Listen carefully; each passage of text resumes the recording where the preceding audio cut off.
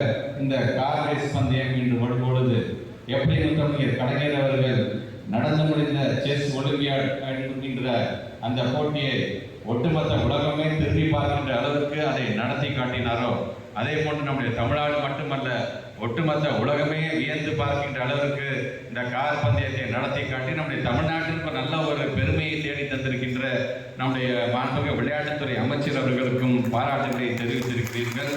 அது மட்டுமல்ல, இந்த 2152 கோடி ரூபாயை ஒன்றிய அரசு நம்முடைய பள்ளி மாணவ செல்வங்களுக்கு வழங்குவதிலே சுணக்கம் காட்டுகின்றது, மறுக்கிறது. ஆக அதை வலியுறுத்தியும் ஒரு தீர்மானம், குறிப்பாக இந்த 2152 கோடி ரூபாய் ஒதுக்கீடு செய்கிறது என்று சொன்னால் பல லட்சம் மாணவர்கள், பல்லாயிரக்கணக்கான ஆசிரியர் பெருமக்கள், மாதம் மாதம் சம்பளம் வாங்கக்கூடியவர்கள், இப்படி அனைவருமே இன்றைக்கு பயன்பெறுகின்ற வகையில் அது இருக்கும் பொழுது அவர்கள் சொல்கிறார்கள், நாங்கள் தரோம், ஆனால் தேசிய கல்விக் கொள்கையை நீங்கள் ஒத்துக்கிட்டு கையெழுத்து போகிறேன்னு சொல்லுங்கள், உடனடியாக பணம் தருகிறேன் என்று சொல்லும் பொழுது நம்முடைய தலைவர்கள் சொன்னார்கள், அதையும் இதையும் நீங்கள் முடித்து போடாதீர்கள். தேசிய கல்விக் கொள்கை என்பது இந்த 2020க்கு அப்புறம் தான் வந்துச்சு. ஆனால் இந்த திட்டத்துக்கான நிதி என்பது தொடர்ந்து காலங்காலமாக அது வழங்கப்பட்டு கொண்டிருக்கின்றது. ஆக அதை சொல்லி அப்படிப்பட்ட ஒரு அழுத்தத்தை நீங்கள் தரக்கூடாது என்று சொல்லுகிறோம். குறிப்பாக இந்த தேசிய கல்விக் கொள்கை என்பதை முதல்ல நாம் புரிஞ்சுக்க வேணும். அந்த தேசிய கல்விக் கொள்கை குறிப்பாக முக்கியமாக சொல்லப்படுகிறது மும்மொழி கொள்கை. பேரறிஞர் அண்ணா அவர்களால் நமக்கு சொல்லிக் கொடுக்கப்பட்டது இருமொழி கொள்கை தான். இந்த மும்மொழி கொள்கை என்று சொல்லும் போது இந்தியையும் சமஸ்கிருதத்தையும் எப்படியாவது உள்ளே நுழைத்து விட வேண்டும், இதை எல்லா பிள்ளைங்களும் தெரிஞ்சுக்கணும், தமிழ்நாடு முழுவதும் நாங்கள் கொண்டு வந்துடுவோம்ங்கிற அளவிற்கான ஒரு திட்டத்தை தான் நம்மளை ஒத்துக்க சொல்றாங்க. குறிப்பாக பேரறிஞர் அண்ணா அவர்கள் பேசும்போது ரொம்ப அழகாக சொல்லுவார், கொசு நம்மளை கடிக்குது, வண்டு நம்மளை கடிக்குது, உடனே நம்ம அதை அடித்து கொள்ளுறோம். நமக்கும் கொசுக்கும் வண்டுக்கும் என்ன தொடர்ந்து பகையாக இருக்குது, நமக்கு எதாவது தனிப்பட்ட பகையாக இருக்கின்றது. அப்படி பகை இருந்தது என்று சொன்னால் கொசு எங்கெல்லாம் இருக்கோ தேடி தேடி போய் அடிப்போம். இன்றைக்கும் பீகாரில் இந்தி இருந்து கொண்டுதான் இருக்கின்றது, இன்றைக்கும் உத்தரப்பிரதேசம் இந்தி இருந்து கொண்டுதான் இருக்கின்றது.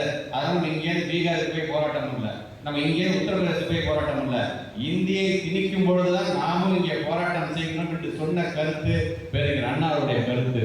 இன்றைக்கு அதை தொடர்ந்து ஒவ்வொரு முறையும் ஒரு சர்க்குலர் மூலமா ஒரு இந்தியை திணித்தாங்க, அதற்கு நம்ம கண்டனம் தெரிவித்தோம், உடனே நிறுத்திட்டாங்க.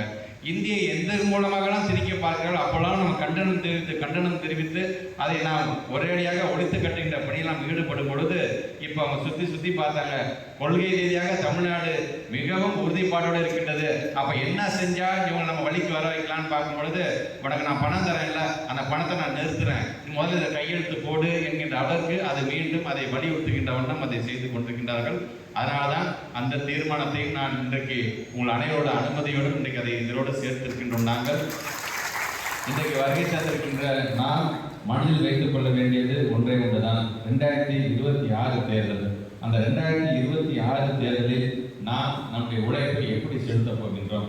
அதான் ஆளுங்கட்சியாக வந்துட்டோம்ல, அதான் நல்ல பேர் இருக்குல்ல தலைவருக்கு, அதான் 3 முறையாக நம்பர் 1 முதலமைச்சர் அவர் தானே வாங்கிட்டு இருக்காரு, கண்டிப்பாக நம்ம தானே வரப்போகிறோம் என்கின்ற அந்த எண்ணம் இப்போது இருந்துவிடக்கூடாது என்பதை நான் பெருமையோடு எடுத்து சொல்வேன்.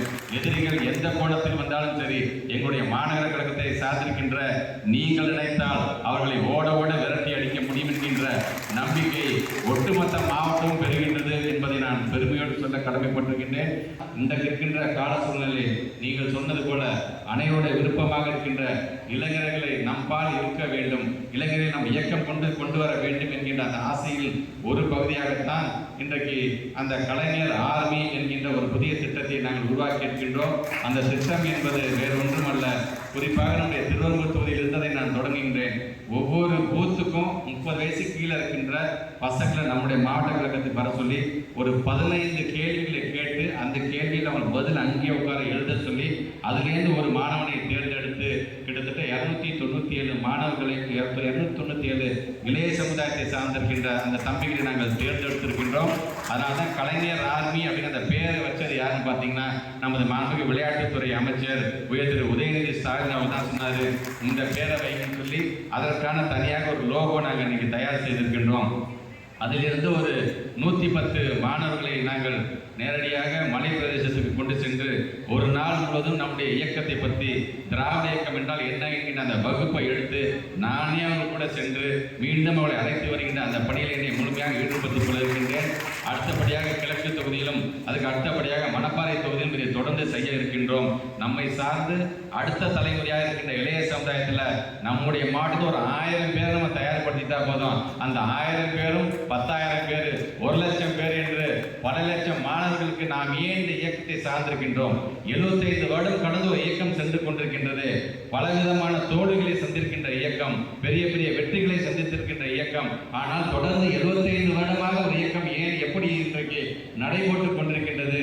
நாங்கள் என்ன செய்தோம்? அதுக்கு நீங்கள் தெரிந்து கொள்ள வேண்டியதெல்லாம் முத்தமிழர் கலைஞர் என்றால் யார், கலைஞருடைய தலைவராக இருந்தவர்கள் யார் யார், அவர் எப்படிப்பட்ட போராட்டத்தை தன்னை முழுமையாக ஈடுபடுத்திக் கொண்டிருக்கின்றார், அரசியல் சார்ந்து எப்படிப்பட்ட ஒட்டுமொத்த தமிழ்நாடு மட்டுமல்ல ஒட்டுமொத்த இந்தியாவுக்கே வழிகாட்டியாக இடஒதுக்கீடு என்கின்ற ஒன்றை எப்படி அவர் கொண்டு வந்தார் என்பதை முதலில் இளைய சமுதாயம் தெரிந்து கொள்ள வேண்டும். முதல்ல நம்ம வீட்டில் இருக்கிற பிள்ளைங்களே நம்ம தெரிஞ்சுக்கணும். ஏதோ அப்பா வராது, கருப்பு வேட்டியை கட்டுறாரு, ஆர்ப்பாட்டம் வராது, போராட்டம் வராது, நிகழ்ச்சியை கலந்துக்கிறது வராது என்பது இல்லாமல் நாம் எப்படி இருந்தோம், இன்னைக்கு நாம் எப்படி இருக்கின்றோம், பிள்ளைகளுக்கு அதை சொல்லித்தர வேண்டிய ஒரு ஆசானாக நாம் ஒவ்வொருவரும் முதலில் நம்ம வீட்டில் இருக்கிறவர்கள் நம்ம அதை புரிய வைக்கின்ற அந்த பணிகளை ஈடுபடுத்திக் கொள்ள வேண்டும்.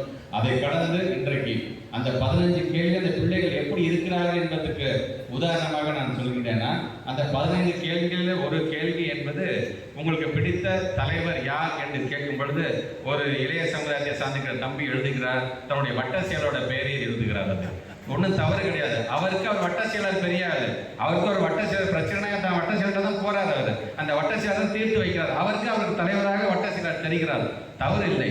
ஆனால் இந்த உலகம் என்பது எவ்வளவு பெரியது. வெறும் அந்த வட்டத்துக்குள்ளேயே குறுங்கி இருக்கிறீங்களே, ஒரு தொகுதிக்குள்ளேயே குறுங்கி இருக்கிறீங்களே, அப்படி இருக்காதீர்கள். ஒட்டுமொத்தமாக இந்த தமிழ்நாட்டிற்கு கண் திறந்தவர் யார்? முத்தமிழர் கலைஞர் யார்? அந்த முத்தமிழர் கலைஞருடைய பிள்ளைதாயே அந்த வட்ட செயலாளரும், அவருடைய கொள்கையோட வாரிசுதாயே அந்த வட்ட செயலாளரும். அவரை தலைவராக சொல்ல ஒன்றும் மாற்று கருத்து கிடையாது.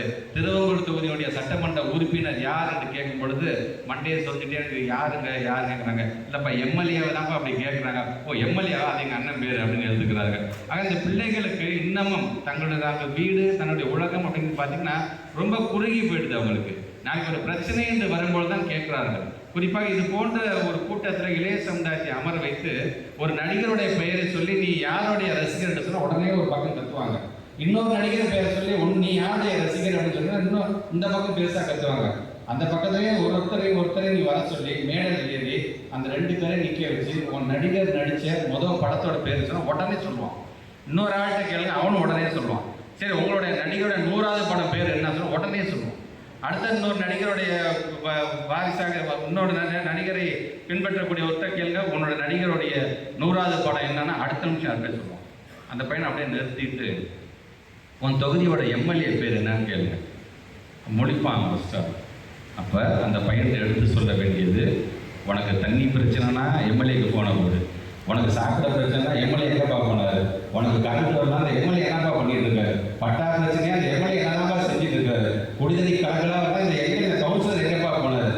அப்போ உன்னுடைய தேவைகள்லாம் தீர்த்து வைப்பதற்கு உனக்காக உழைப்பதற்காக இவ்வளோ மக்கள் பிரதிகள் இருக்கும் பொழுது அது உன் கண்ணுக்கு தெரியல, உனக்கு தெரியதெல்லாம் கவர்ச்சியாகத்தான் இருக்கின்றது. ஆக இதை புரிய வைக்க வேண்டிய மிகப்பெரிய பொறுப்பு யாருக்கு என்று சொன்னால் நாம உழைச்சிக்கிட்டே இருப்போம். நமக்கு அங்கீகாரம் கொடுக்குறாங்க, கொடுக்காம பாருங்க, நமக்கு வாக்களித்து நமக்கு அங்கீகாரத்தில் உட்கார வச்சுட்டாங்கன்னா அந்த பொறுப்பை மிக அழகாக கையாள வேண்டும். இருந்த ஒரு தான்ப்பா கவுன்சிலராக இருக்கணும், இருந்தா இவர் தான்ப்பா எம்எல்ஏவாக இருக்கணும், நாங்கள் சொல்கிற நேரத்தில் செய்யலாருப்பா அப்படிங்கிற ஒரு நல்ல பெயரை நீங்கள் பெறணும். அதுக்காக அடுத்தவங்க அப்போ அடுத்து நமக்கு வாய்ப்பு கிடைக்காதான்னு நினைக்காதீங்க.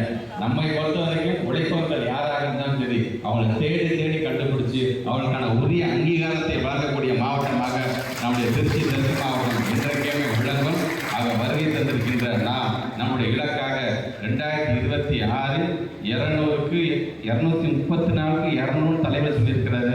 நேற்று பேசுறவங்களாம் சொல்றாங்க, அதுவும் இன்னைக்கு நீங்க சொன்ன மாதிரி ரேஷன் கார்டு எல்லாத்துக்கும் நம்ம மகளிர் உரிமை தொகை கொடுத்துட்டோம்னா 234க்கு 234 நாம தான் அடிப்போம். அதை தொடர்ந்து உங்களுடைய உழைப்பினை தாருங்கள். திருச்சி தெற்கு மாவட்டத்திற்கு தொடர்ந்து நீங்கள் பெருமை தேடித்தாருங்கள். உழைப்பது நாமாக இருப்போம், உதிப்பது உதய சூரியனாக இருக்கட்டும். நன்றி, வணக்கம்.